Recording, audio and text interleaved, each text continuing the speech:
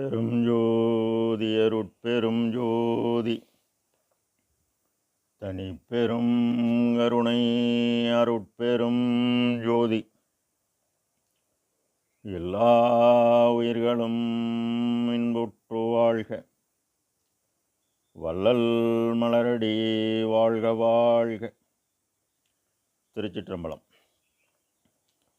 அருட்பெருஞ்ஜோதி ஆண்டவரின் திருவருளையும் அவரின் பரிபூர்ண அருளை பெற்ற சர்க்குரு சிதம்பர ராமலிங்க சுவாமிகளின் குரு அருளையும் மனமொழிமையால் போற்றி பணிகின்றேன் தயவுடன். நாம் செய்த செயலின் விளைவாக இன்ப துன்ப அனுபவங்கள் யாவும் வந்து கொண்டே உள்ளது.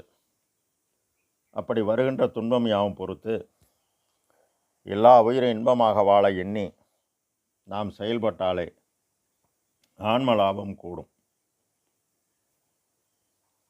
தற்சுதந்திரமின்மை என்ற தலைப்பில் 8வது பாடலில் கல்லாய மனத்தையும் ஒரு கணத்திலே கனிவித்து கருணையாலே பல்லாரும் அதிசயிக்க பக்குவம் தந்து அருட்பதமும் தந்து பாலிக்கின்றோய்,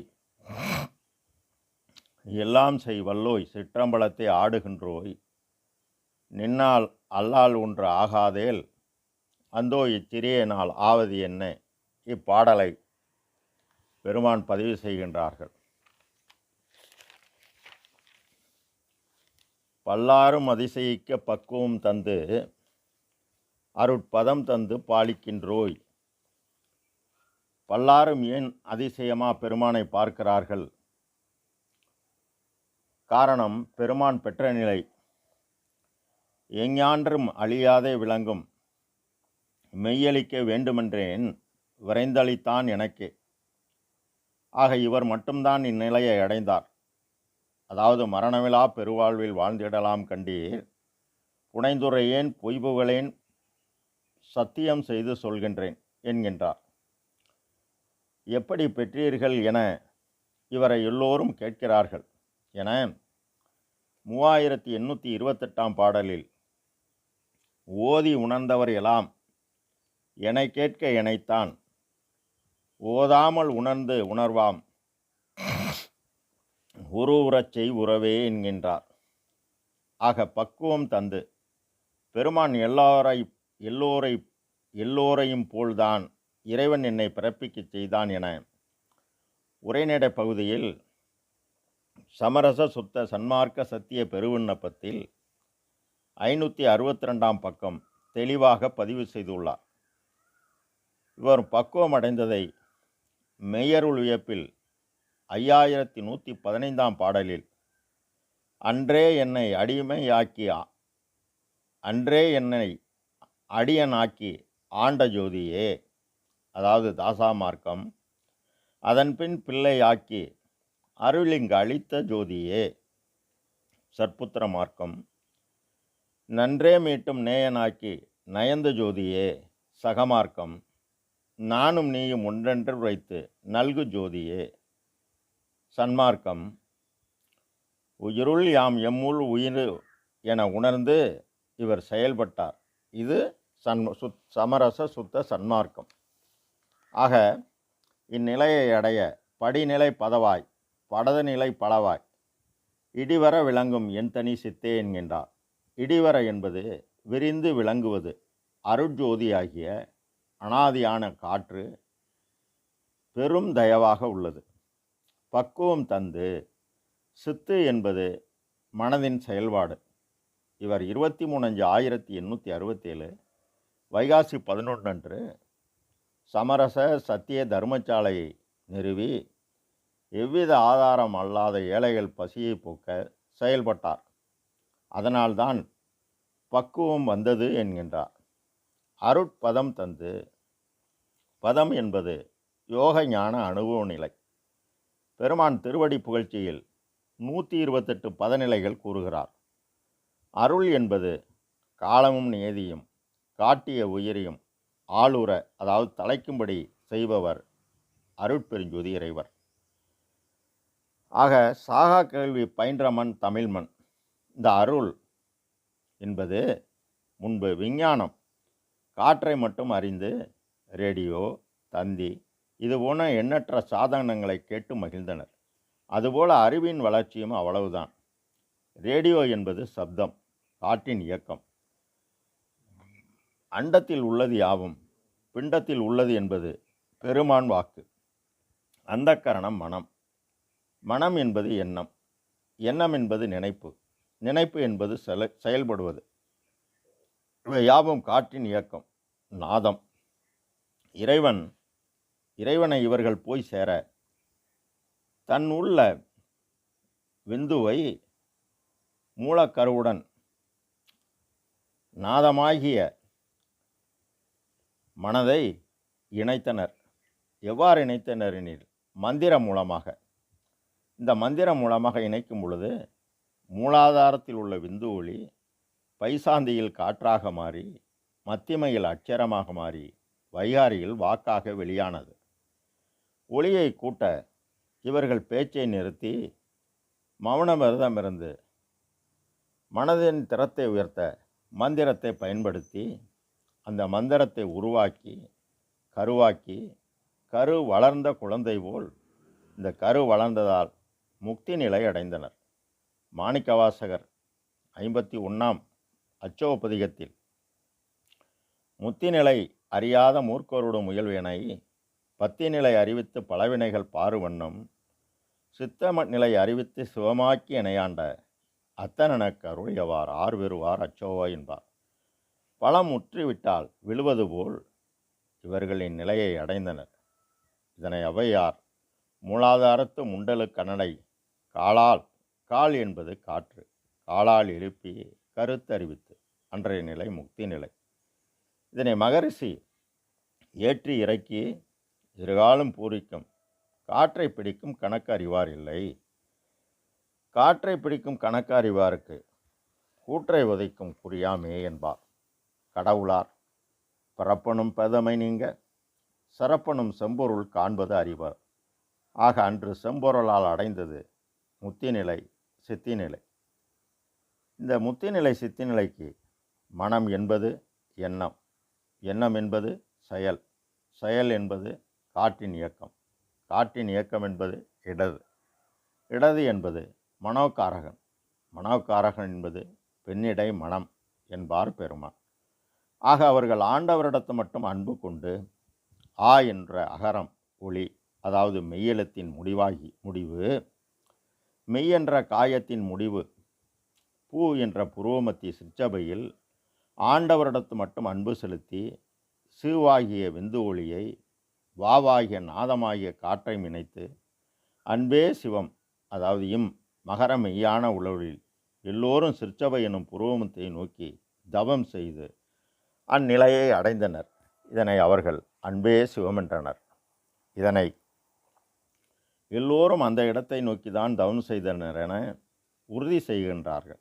நெற்றிக்கு நேரே நிறைந்த ஒளி காணின் முற்றும் அழியாத உடம்பு என்கின்றார் ஔவையார். மகரிஷி புருவத்து இடைவெளி நெற்றிக்கு நடுவே உற்றோற்று பார்க்க ஒளிவிடு மந்திரம் பற்றுக்கு பற்றாய் பரமன் இருப்பிடம் சிற்றம்பலமென உற்று அறிந்து உணர்ந்தேன் என்கின்றார். பெருமான் 5346ஆம் பாடலில் எம்பொருள் எம்பொருள் என்றே சொல்லும் எல்லா சமயத்துள் எல்லாருக்கும் ஒன்றே செம்பொருள் என்பது பாரி திரு சிற்றம்பலத்தே திருநட ஜோதி ஜோதியுள் ஜோதியுள் ஜோதி எனவும் 5347ஆம் பாடலில் சைவம் முதலாக நாட்டும் பல சமயங்களெல்லாம் தனித்தனி காட்டும் தெய்வம் இது வந்து பாரி திரு சிற்றம்பலத்தே திருநட ஜோதி ஜோதியுள் ஜோதியுள் ஜோதி என்பார். ஆக புருவமத்திய நோக்கிய தவம்தான். ஆனால் இறைவனை அவர்கள் காணவில்லை என அன்பு மாலை 16ஆம் பாடலில் சுற்று அது மற்று அவ்வழி மாசூதது என்று எண்ணாது தொண்டரெல்லாம் கற்கின்றார் பண்டும் இன்றும் காணார் எனவும் தலைப்பு 42இல் 8வது பாடலில் கோணாத நிலையினராய் குறிகுணங்கள் கண்டிடவும் கூடாத வண்ணம் மலை குகை முதலாம் இடத்தில் ஊனாதி விடுத்து உயிர்ப்பை அடக்கி மனம் அடக்கி ஒரு பொறிகள் அடக்கி வரும் யுகங்கள் பல கோடி தூணாக அசைதலின்றி துரிய சதா நிலையிடத்தும் காணாத கல்வன் என்கின்றார். ஆக அவர்கள் இறைவனை காணவில்லை. மேலும் அகவலிலே மூவரும் முனிவரும் முத்தரும் சித்தரும் யாவரும் பெற்றிடாத இயல் எனக்கு அளித்தனை எனவும் ஐவரும் காண்பதற்கு அரிய பெரும் பொருளின் கைவர புரிந்த கதிசிவ பதியே என்கும் தெளிவாக குறிப்பிடுகிறார். அருள் என்பது பதநிலை. அருள் என்கின்ற பதநிலையை இவர் மட்டும் எவ்வாறு பெற்றாரெனில், உற்றது உரைத்தல் 9வது பாடலில் உகத்தே இறைவன் வருவிக்க உற்றேன் அருளை பெற்றேன் எனவும், அகவல் வரி 24இல் ஓதாது உணர்ந்திட ஒளியளித்தனக்கே ஆதாரம் ஆகியது அருட்பெருஞ்சோதி எனவும், அன்பு மாலை 16ஆம் பாடலில் முன்புள்ள யோக ஞானமாகிய தவநிலை சுற்றுவழி மேலும் பல உண்மை மறைந்துள்ளது என்று எண்ணாது இறைவனடைய விருப்பமுள்ளவர்கள் யாவரும் சாகா கல்வி பயின்றனர். ஆனால் பண்டும் முந்தைய காலங்களிலும் சரி இன்றும் இறைவனை காணவில்லை. ஆனால் நான் ஏற்ற இந்த உடம்பில் புருவமத்தியில் ஒளிக்குள் ஒளியாக மறைந்து நின்று இருந்து இன்ப நிலை புரியும் என்னுடைய துறையை உன்னுடைய அருளால் கற்றதும் நின்னிடத்தே, பின் கேட்டதும் நின்னிடத்தே, பின் கண்டதும் நின்னிடத்தே, பின் கொண்டதும் நின்னிடத்தே, பின் பெற்றதும் நின்னிடத்தே, பின் இன்புற்றதும் நின்னிடத்தே பெரிய தவம் புரிந்தேன் என் பெற்றி அதிசயமே என்கின்றார். ஆக அனாதியான காற்று தடையற்ற இயக்கம். இது அருட்பெருஞ்சோதி இறையின் அனாதி செயல். எல்லா உயிரும் இன்பமாக வாழ, அதாவது இந்த உலகில் ஜீவிக்க அனாதியான காற்று தடையற்ற இயக்கமாக செயல்படுகின்றது. இந்த அமுத காற்றுதான் தனி பெரும் கருணையாக அருள் ஆற்றல் எனும் அருட்சக்தியாக உள்ளது. இவர் கற்றதும் நின்னிடத்தே, அதாவது சாகா கல்வி பயின்றது இறைவனிடம். 8ம் 2ம் இயலமுற் படியென அட்ட நின்ற அருளிய அருட்பெருஞ்சோதி என்கின்றார். 8 என்பது தமிழ் எண், ஆ என்பது விந்துவாகிய ஒளி, 2 என்பது தமிழ் எழுத்து, வா என்பது நாதமாகிய காற்று. நாதமாகிய காற்றின் செயல்பாடு பசி நீக்குதல். தினசரி செய்து உபகாரத்தால் உபகார சக்தி பெற்று விந்து எனும் அறிவுடன் இணைக்க, அதாவது நமக்கு நெருக்கமாக நின்று அருள் புரிவான் என அருட்பெருஞ்சுதி ஆண்டவர் சொன்னதாக இவர் கூறுகிறார். இந்த பசி நீக்கும் செயலால் பிறவிப்பிணியை ஒழிக்க முடியும் எனவும் கூறுகிறார். அருள் என்பது இறைவனின் தயவு, தடையற்ற இயக்கம். எல்லா உயிரிலும் இறைவன் நீக்கமர நிறைந்துள்ளான் என உணர்ந்து செயல்படும்போது அன்பு என்பது மனநெகிழ்ச்சி. கல்லாய மனம் கரைந்து நற்செயல், நற்குணம், நல்லெண்ணம் ஆக்க ஜீவகாருண்யம் என்பது ஜீவர்கள் தயவு. தினசரி எவ்வித ஆதாரம் இல்லாத ஏழைகள் பசியை நம் தரத்துக்கு தக்கவாறு தடைபடாது தினசரி செய்ய சிறிய தயவு எனும் சிறிய ஆற்றல் பெரிய தயவு எனும் பேர் ஆற்றலாக மாறி நமக்கு எல்லா நன்மையும் செய்கிறது. வா என்பது பகரமாகிய காற்றின் செயல்பாடு பசி நீக்குதல். இதனால் தயவு ஒளி கூட கூட அகரமாகிய ஒளி என்பது அறிவு ஒளி. இந்த தயவு ஒளியும், அதாவது நாம் செய்த செயலின் ஒளி, அறிவு எனும் ஆன்ம ஒளியினும் கூட அருளின் ஆற்றல். அதாவது அருள் என்பது தயவு, சக்தி என்பது பேராற்றல். இந்த தயவு செயலால் பேராற்றலை அடைகிறோம் என உறுதிபட கூறுகிறார். மேலும் பெருமான் தான் யோக ஞானம் பயின்றுள்ளதாக நடராஜபதி பாட 24ஆம் பாடலில் வாட்டமோடு சிறியேன் வைகை செய்வகை அறியாது மனமிக மயங்கி ஒரு நாள் மண்ணீர் கடந்து அருளை உண்ணி உலகியலை மறந்து துகில்கின்ற போது நாட்டமுறும் வைகரையில் என் அருகணைந்து என்னை நன்றுரை எழுப்பி மகனே நல் யோக ஞானம் எனினும் புரிதல் நின்று நீ நலிதல் அழகளவோ எழுந்தே ஈட்டுக நீ எண்ணம் பாலிக்க அருளமுதம் உண்டு இன்புறுக என்ற குருவே என்கின்றார். ஆக இவரும் யோக ஞானம் பயின்றுள்ளார்.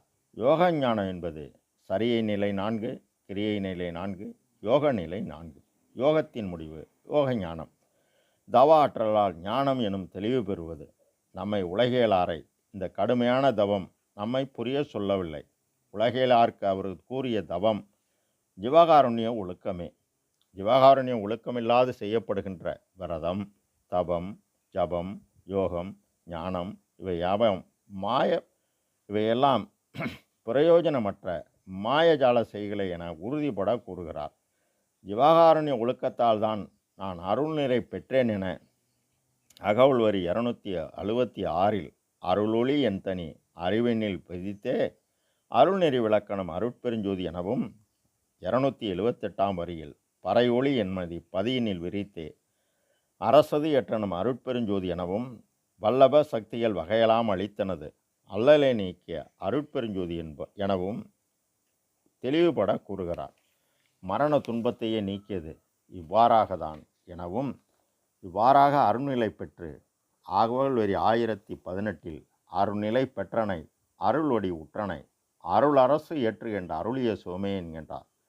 ஆக எல்லாம் செய்யவல்லோய் அருட்பெருஞ்சோதி இறைவர் பெரும் ஜோதி பேரறிவு இவர் முடிவான முடிவு கூறி தன்னை அடைய மேலும் 3286 பாடலில் எல்லாம் தான் உடையதுவாய் எல்லாம் தாம் வல்லதுவாய் எல்லாம் தான் ஆளதுவாய் உள்ளார் எனவும் மேலும் அட்டகம் முதல் பாடலில் அருட்பெருவெளியில் அருட்பெரும் உலகத்து அருட்பெரும் தளத்து மேல்நிலையில் அருட்பெரும் பீடத்து அருட்பெரும் வடிவில் அருட்பெரும் திருவிலை அமர்ந்த பெரும் பதியே அருட்பெரும் நிதியே அருட்பெரும் சத்தியன் அமுதே அருட்பெரும் களிப்பே அருட்பெரும் சுகமே அருட்பெருஞ்சோதி என அரசே என முடிவான முடிவாகிய அருட்பெருஞ்சிறைவனை போற்றுகின்றார். சிற்றம்பலத்தை ஆடுகின்றோய் இந்த தேகத்தில் புருவமத்தில் நமது ஆன்ம அறிவு என்கின்ற கற்பூரத்தில் கடவுள் அருள் என்கின்ற தீபம் விளங்குவதாய் பாவித்து பார்த்து அதில் பழகி கடவுளிடத்தில் உண்மையாகிய அன்பையும் ஜீவர்களிடத்து உண்மையாகிய காருண்யத்தையும் இடைவிடாது வைத்து வர வேண்டும். அகமாகிய ஆன்ம பிரகாசமே ஞானசபை, அந்த பிரகாசத்தில் உள்ளிருக்கும் பிரகாசமே இறைவன், இந்த உள்ளொளியின் அசைவே நடனம், இதைத்தான் ஞான ஆகாச நடனம் என்றும் அசைவற்றதே நடராஜர் என்றும் ஆனந்த நடனம் என்று சொல்கின்றது என விளக்கம் தருகிறார். நின்னால் அன்றி ஒன்றும் ஆகாதே, இச்சிறிய நாள் ஆவதென்ன, நமக்கு ஆக வேண்டுமென்றால் அருளை பெற்றால் நமக்கு ஆகும் என உறுதி செய்கிறார். அருளூரின் எல்லாம் ஆகும் உண்மை, அருள் பெற முயல்கவென்று அருளிய சிவமே என்கின்றார். அருள் என்பது நாம் எவ்வித ஆதாரமில்லாத ஏழைகளுக்கு நாம் உபகாரம் செய்யும் பொழுது நமக்கு ஆற்றல் கூடுகிறது. இந்த ஆற்றல் நாம் அறமீறாது பழியெஞ்சி பலகாலம் தினசரி தடைபடாது நாம் செயல்பட நமது மனதின் செயல்பாடு ஆன்ம பிரகாசம் எனும் அறிவுடன் கூட நமக்கு பேராற்றல் கூடுகிறது. அப்படி பேராற்றல் கூடும் பொழுதுதான் நாம் இவ்வுலகில் பிறப்பை ஒழித்து மரணமிலா பெருவாழ்வில் வாழ்ந்திடலாம். கயிண்டீர் புனைந்துரையேன் பொய்புகளேன் சத்தியம் செய்து சொல்கின்றேன், பொற்சபையில் சிற்சபையில் புகுந்து ஞான சபையடைந்து சித்தி எனும் பேராற்றலை பெற்று என்றும் மரணமிலா வாழ்வில் வாழலாம் என இப்பாடலை பெருமான் பதிவு செய்கின்றார். ராமலிங்காவயம். அருட்பெரும் ஜோதி அருட்பெரும் ஜோதி தனிப்பெரும் கருணை அருட்பெரும் ஜோதி. எல்லா உயிர்களும் இன்புற்று வாழ்க, எல்லாவிரதம் குலையமலாம் உண்டு, நல்லோர் நினைத்த நலம் பெறுக, எல்லோரும் வாழ்கை சேர்ந்து அருட்பிரகாச வள்ளல் பெருமான் திவ்ய திருவடிகளே அபயம் அபயம் அபயம் அபயம் அபயம். திருச்சிற்றம்பலம்.